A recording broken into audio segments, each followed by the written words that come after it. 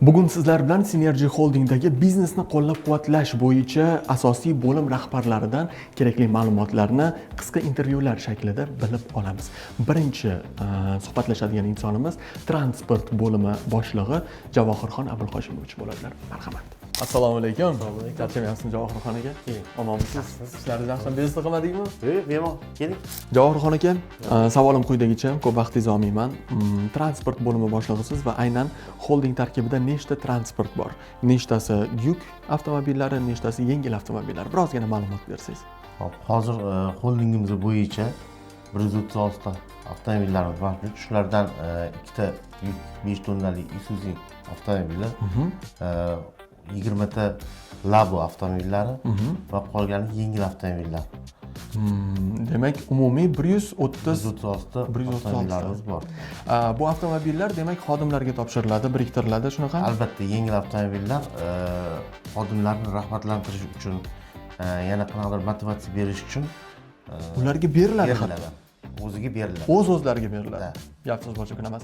Unumli foydalanish o'sha avtomobillardan aynan kompaniya taraqqiyoti, kompaniya ravnaqi uchun foydalanish degan maqsadlarda ham foydalaniladi. Albatta.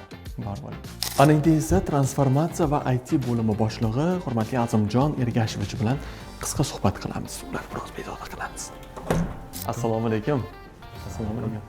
Azimjon aka, charchamayapsizmi? Omonmisiz? Azimjon aka, o'zi aslida bo'limning vazifasi qanday? Nima ishlarni amalga oshiradi? Birozgina ma'lumot bersangiz. Xo'p, sifrizatsiya va IT bo'limi kompaniyada zamonamizning eng so'nggi texnologiyalarini avtomatizatsiya va sifrizatsiya maqsadida kompaniya biznes jarayonlariga joriy etish, kompaniya IT infrastrukturasini ta'minlash. Bizda maqsad, missiyamiz nafaqat ularni joriy etish, tatbiq etish, balkim kompaniya o'sishida muhim bir element, muhim bir bosqich bo'lishni ta'minlash. O'zi biz aslida ta'kidladikki, biznesni qo'llab-quvvatlash bo'yicha asosiy bo'limlarga kiramiz dedik va shunda haqiqatan ham sizni qo'llab-quvvatlashingiz qaysi tarafdan ko'proq bo'ladi? IT ga tegishli bo'lgan har qaysi masalada oddiy avtomatizatsiya, sifrizatsiya jarayonlarini optimallashtirish, avtomatlashtirish va uni raqamlashtirish, u ma'lumotlar almashinuvini to'g'ri va tezligini ta'minlash. Tezligida ham demak muhim o'rin oladi. Tezligida juda muhim ahamiyatga ega. Uni to'g'riligida. Albatta zamondan chetga qolmaslik kerak. Zamondan qolmaslikdan eng muhim elementi bu bugungi kunda IT soha. Albatta, o'zi texnologiyalar davri va aynan mana shu davrda hammasini qo'l bilan boshqarish yoki inson kuchi bilan boshqarish emas, aynan avtomatlashtirish orqali siz aytganingizdek o'zingizning sohangiz bo'yicha IT bo'yicha ham ularning ko'magida mana shu ishlarni davom ettirish menimcha o'rinli bo'ladi. Alohida rahmat Azimjon aka. Bezovta qildik, bor bo'ling. Ishga rivoj. Keyingi suhbatdoshimiz esa sifatni ta'minlash va nazorat qilish bo'limi boshlig'i Abdumannob Ubaydullayevich bo'ladilar. Qani ko'rilishi sifat qanday darajada? Ko'ramiz. Abdumannob aka, charchab qolmayapsizmi? Rahmat. Bor bo'ling. Sifat nazorati o'z aslida har bir sohada juda kerak va juda muhim. Albatta. Bunda aynan Synergy Holdingda ishingiz, sizni javobgarligingiz haqiqatan ham juda mas'uliyatli. Endi savolim quyidagicha, sifat nazorati aynan Synergy Holdingda qanday yo'lga qo'yilyapti? Qanday ishlar amalga oshirilyapti? Hozirgi kunda kompaniyamiz tomonidan sifatni takomillashtirish va shuningdek sifatni nazorat qilish bo'yicha keng ko'lamli ishlar amalga oshirilmoqda. Misol qilib aytadigan bo'lsak, bizning mahsulotlarimiz to ishlab chiqaruvchidan iste'molchigacha bo'lgan tamoyil asosida faoliyat ko'rsatadi. Sizga bir chuqurroq qilib tushuntirib beradigan bo'lsam, ushbu holatda biz ishlab chiqaruvchidan mahsulotlarni O'zbekiston Respublikasi hududiga qabul qilamiz. Xo'sh.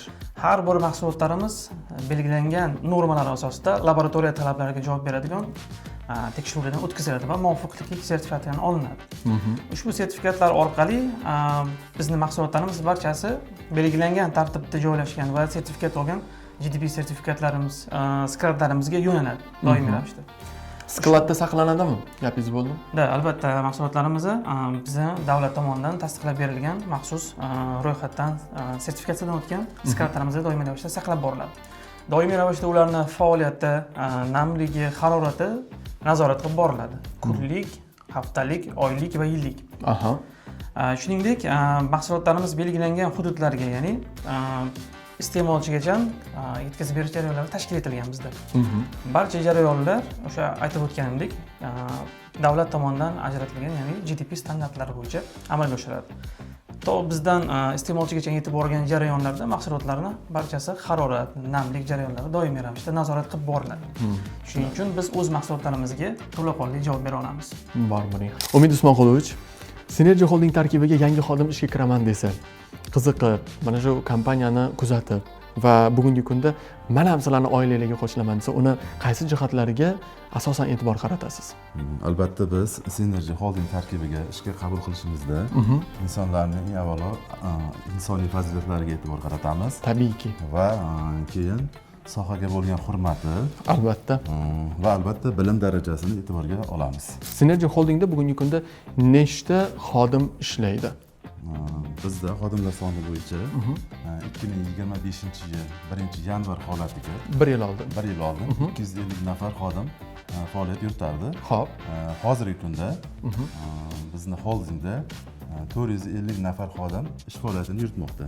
450 nafar. 450 nafar. 1 yilda o'sish darajasi shunchalik kuchaydi. Shunaqa keyingi rejamiz Aha.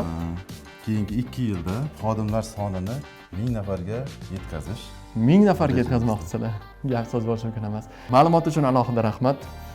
Albatta kadrlarning soni ko'payaversin. Kelgusi 2 yilda 1000 bo'ladigan bo'lsa, kelgusi yana 4-5 yillarda 10 000 darajaga yetishinglarni ham tilab qolamiz. Rahmat. Bor bo'ling, omon bo'ling.